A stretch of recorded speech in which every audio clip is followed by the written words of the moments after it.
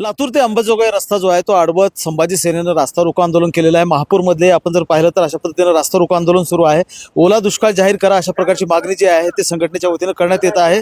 रास्ता रोको करताय तुम्ही, काय मागणी आहे तुमची? आमची मागणी आहे सरकारनं ओला दुष्काळ जाहीर करून एकरी 50,000 रुपये अनुदान दिलं पाहिजे।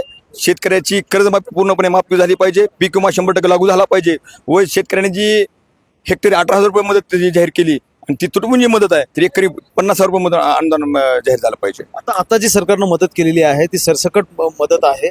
मग अशा परिस्थितीमध्ये आणखी तुम्ही मागणी करताय की म्हणजे रक्कम वाढवून मिळावी की वेगळं विशेष पॅकेज जे आहे ते खरडून गेलेल्या जमिनीसाठी मिळावं? नाही, खरडून गेल्या जमिनीसाठी तर विशेष पॅकेज मिळणारच, कारण मिळालंच पाहिजे। कारण कमीत कमी एका शेतकऱ्याचं किमान 1.5 लाखाच्या वरून नुकसान झालेलं आहे, पण त्यांनी त्या ठिकाणी लावतात की 10%च त्यांचं अनुदान मिळणार त्यांना, जेणेकरून काय त्यांना जर 27,000 रुपये अनुदान जर जाहीर झालं असेल तर त्या 55% त्यांना अनुदान दिलं जात आहे, 100% मिळत नाही। सरकारनं जी काही मदत केली आहे ती तुटपुंजी आहे। ओला दुष्काळ जाहीर करावा, त्याचबरोबर विशेष पॅकेज जे आहे ते खरडून गेलेल्या जमिनीच्या शेतकऱ्यांना देण्यात यावं अशा प्रकारची मागणी जी आहे ते या रास्ता रोकोच्या माध्यमातून करण्यात येत आहे। आपण जर पाहिलं तर लातूरकडून अंबाजोगाईकडे जाणारी जी वाहतूक आहे ती जी पूर्णपणे ठप्प झालेली आहे रास्ता रोको आंदोलनामुळे, आणि अंबाजोगाईकडून लातूर शहराकडे येणारी जी वाहतूक आहे ती पूर्णपणे ठप्प झालेली आहे। लांबच लांब रांगा ज्या आहेत त्या वाहनांच्या लागल्या आपल्याला पाहायला मिळतात। एकूणच लातूर जिल्ह्यातल्या अनेक ठिकाणी संभाजी सेनेच्या वतीनं शेतकऱ्यांच्या मागण्यांसाठी म्हणून आज रास्ता रोको आंदोलन करण्यात येत आहे।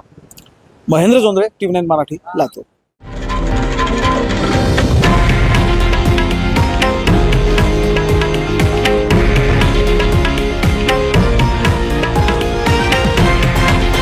हे आहे देशातील नंबर 1 न्यूज नेटवर्क आणि आपण पाहत आहात TV9 मराठी, एकमेव।